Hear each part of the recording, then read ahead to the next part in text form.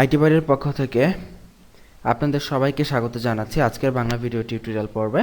আমরা ফর্ম নিয়ে অনেকগুলো পর্ব দেখেছি, অনেক কিছু এখানে আমরা শেখার চেষ্টা করেছি। আপনারা দেখেছেন যে অলরেডি আমরা একটা ফর্মের বেশ কিছু জিনিস খুঁটিনাটি বিষয় শিখেছি। তো ছোট ছোট পর্বে আমরা ভাগ করে দিচ্ছি। আশা করি সবাই বিরক্ত বোধ করবেন না, কারণ এই সবগুলো ভিডিও যদি একটা পর্বে অনেক বড় করে করতাম তাহলে আপনারা অধিকাংশই ফুল পর্বটা দেখতেন না এবং পরবর্তীতে শেখা হতো না, এবং শেখা না হলে আপনারা পরবর্তীতে আমাদেরকে ব্লেম করতেন যে আমরা এই বিষয়গুলো দেখাইনি বা আমাদের টিউটোরিয়াল ভালো না।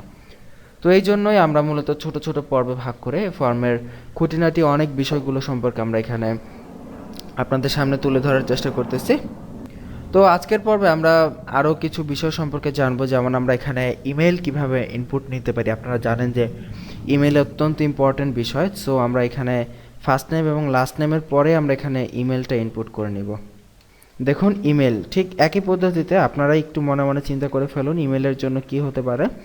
টাইপ জাস্ট কিছুই করতে হবে না, টাইপ হবে ইমেল, এবং আমরা সেভ করে যদি রিফ্রেশ করি দেখব এখানে ইমেল চলে এসেছে। এবং এখানে যদি আমরা কোনো ইমেল অ্যাড্রেস না দিয়ে আমরা যদি হাবিজাবি কোনো একটা টেক্সট লিখে যদি সাবমিট করি, দেখবেন এখানে একটি নোটিফিকেশন চলে এসেছে যে এটা কোনো ভ্যালিড ইমেল অ্যাড্রেস হয়নি। সো আপনাকে অবশ্যই এখানে একটি ভ্যালিড ইমেল অ্যাড্রেস দিতে হবে। সো এই হচ্ছে লেটেস্ট ব্রাউজারগুলোর সুবিধা। আপনি জাস্ট টাইপ লিখে দিলেই আপনার ওই অনুযায়ী এটা অটোমেটিক্যালি ভ্যালিডেট করে নেবে। এখন আমরা আরও কিছু বিষয় শিখব, যে কালার দেওয়া শিখব, কিভাবে কালার সিলেক্ট করতে হয়। আমরা এখানে দিয়ে দিচ্ছি ফেভারিট কালার কোনটা হবে। আমরা যদি এখানে ইনপুট টাইপ, আমাদেরকে কিছুই করতে হবে না, এখানে জাস্ট টাইপের জায়গায় আমরা যদি এখানে কালার লিখে দেই এবং এখানে যদি আমরা রিফ্রেশ করি দেখব এখানে ফেভারিট কালার, এখানে কালার দেওয়ার অপশন চলে এসেছে। এবং আমরা এখানে ক্লিক করে আমরা আমাদের পছন্দের কালার এখান থেকে চুজ করে এখানে ওকে করে দিলেই আমাদের যে কালারগুলো এখানে আছে সেই কালারগুলো এখান থেকে চলে আসবে। তো এই হচ্ছে কালার প্রপার্টি। এবং এখানে আমাদের HTML এর আরও কিছু প্রপার্টি এখানে রয়েছে, যেগুলো মানে এখানে প্রচুর প্রপার্টি রয়েছে। যেমন আরও একটি প্রপার্টি যদি আমরা আপনাদেরকে এখানে দেখানোর চেষ্টা করি, যে ফাইল। অনেক সময় দেখা যায় না যে আমরা ইসের মধ্যে আমাদের ওয়েবসাইটের মধ্যে ফাইল নেওয়ার প্রয়োজন পড়ে। ফাইল যেমন আপলোড, আমরা অনেক সময় বলি যে সিভি। ধরেন আমরা চাচ্ছি যে আমাদের ফর্মে কারো সিভি আমরা আপলোড করে নিব, তো সেইটা আমরা কিভাবে করব, তাই না? তো সেই ক্ষেত্রে আমরা ইনপুট কি দিলাম, ফাইল দিয়ে দিলাম। এখন যদি আমরা রিফ্রেশ করি দেখব এখানে যে আপলোড সিভি, এখানে আমাদের চুজ ফাইল করার অপশন আসতেছে। আমরা যদি এখানে ক্লিক করি আমাদের কম্পিউটার থেকে কোনো ফাইল এখানে সিলেক্ট করতে পারব। যেমন দেখুন এখানে ক্লিক করলে আমাদের এই কম্পিউটার থেকে আমরা কোনো ইমেজ যদি নিতে চাই, আমরা এখানে ইমেজকে এইভাবে আমরা সিলেক্ট করে দিতে পারবো। দেখুন এখানে দেখাচ্ছে যে nature1.jpg। তো এখান থেকে আমরা বিভিন্নভাবে আমরা আমাদের কম্পিউটার থেকে যে কোনো ফাইল এখানে আমরা আপলোড করে আমাদের ইসে ইউজ করতে পারি। তো এই হচ্ছে মূলত অ্যাকচুয়ালি আমাদের ফর্মের বিভিন্ন বিষয়গুলো। আমরা চাইলে এখান থেকে আমরা বিভিন্ন অ্যাট্রিবিউটের মাধ্যমে আমরা নিয়ন্ত্রণ করতে পারি আমাদের ফর্মকে। এবং আরেকটি ইম্পর্ট্যান্ট জিনিস এখানে গেছে, যেমন আমরা চাইলে এখানে কিন্তু আপনি দেখুন যে পাসওয়ার্ড কিন্তু চাইলে ইউজ করতে পারি, তাই না? যেমন পাসওয়ার্ড। তো পাসওয়ার্ডটা কীভাবে ইউজ করা হয়, আমরা এখানে দিয়ে দিচ্ছি ইনপুট টাইপ।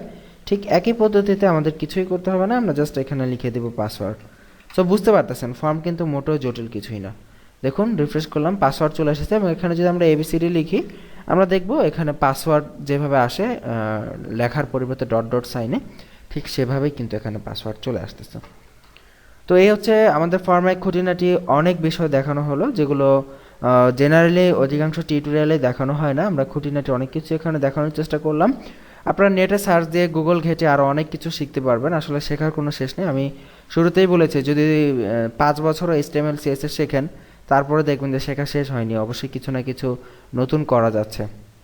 আমাদেরকে এমন একটা লেভেলে যেতে হবে যেখান থেকে গিয়ে আমরা কাজ করতে পারবো, আয় করতে পারবো এবং শিখতে পারবো।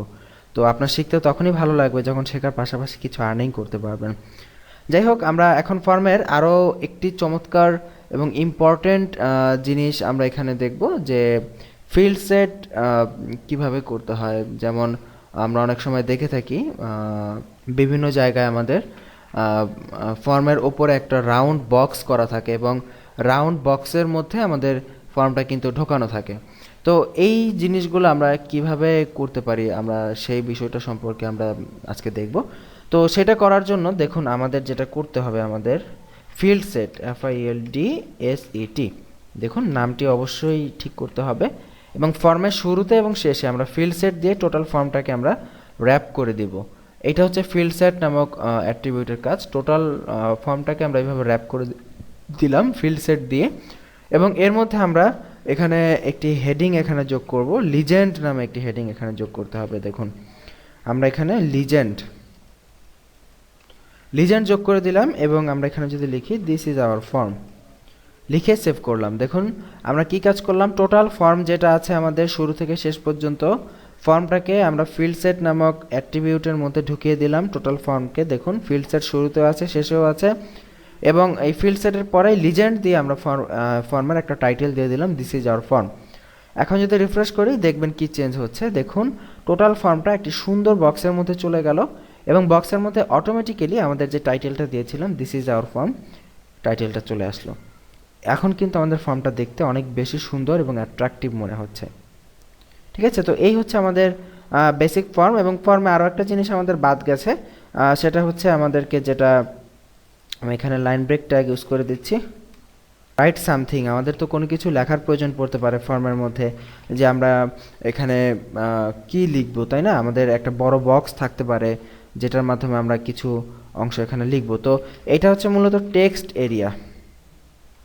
যেমন অনেক সময় আমাদের ঠিকানা লেখার প্রয়োজন পড়তে পারে, যেমন আমাদের itbari.com ওয়েবসাইটে যারা ফর্ম ফিল আপ করে ডিভিডি অর্ডার করেছেন তারা দেখেছেন যে এখানে একটি টেক্সট এরিয়া আছে যেখানে আমরা ঠিকানা লিখতে পারি। আপনার নাম, আপনার মোবাইল নাম্বার, আপনার ঠিকানা লেখার জায়গা থাকে।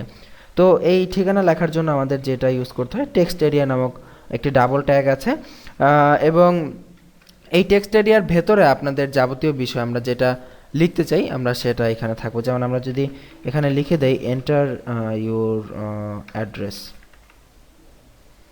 এবং সেভ করি এবং যদি পেজটা রিফ্রেশ করি দেখবো আমাদের একটি টেক্সট এরিয়া চলে এসেছে। আমরা এটাকে টেনে বড় করতে পারি চাইলে আমাদের ইচ্ছা মতো, এবং এখানে এন্টার ইউর অ্যাড্রেস লেখাটা চলে এসেছে। এখন এখানে আমরা চাইলে এটাকে দেখুন রোস, আপনারা রো এবং কলাম সম্পর্কে আগেই জেনেছেন। সো আমরা যদি রো যদি 50 দিয়ে দিই তাহলে এখানে 50টা রো, দেখুন ওপরে নিচে 50টা রো এর জায়গা চলে এসেছে। সো আমরা এখানে রো এখানে 10 দিয়ে দিলাম, এবং এখানে কলাম যদি 50 দেই এবং সেভ করি দেখবো যে এখানে ডানে বামে এখানে 50টা কলাম মানে 50টা ক্যারেক্টার দেওয়ার জায়গা আছে এবং ওপরে নিচে 10টা রো দেওয়ার জায়গা আছে। আমরা চাইলে এটাকে টেনে আমরা এইভাবে বড় ছোট করতে পারি। সো এই হচ্ছে টেক্সট এরিয়া। তো ফর্মের মোটামুটি যে এলিমেন্টগুলো আমাদের ম্যাক্সিমাম টাইম কাজে লাগে আমরা সেই এলিমেন্টগুলো আপনাদেরকে দেখানোর চেষ্টা করেছি এবং আশা করি আপনারা বুঝতে পেরেছেন। তো আমরা নেক্সটের পর্বে আরও কিছু খুঁটিনাটি বিষয় সম্পর্কে জানার চেষ্টা করব যেটা ফর্মের সাথে জড়িত, এবং আমরা এই ফর্মকে কীভাবে একটু CSS দিয়ে একটু ডিজাইন এবং আকর্ষণীয় করতে পারি সেই বিষয়গুলো জানার চেষ্টা করব। তো আগামী পর্বের আমন্ত্রণ জানিয়ে এখানেই বিদায় নিচ্ছি। ভালো থাকবেন সবাই, আল্লাহ হাফিজ।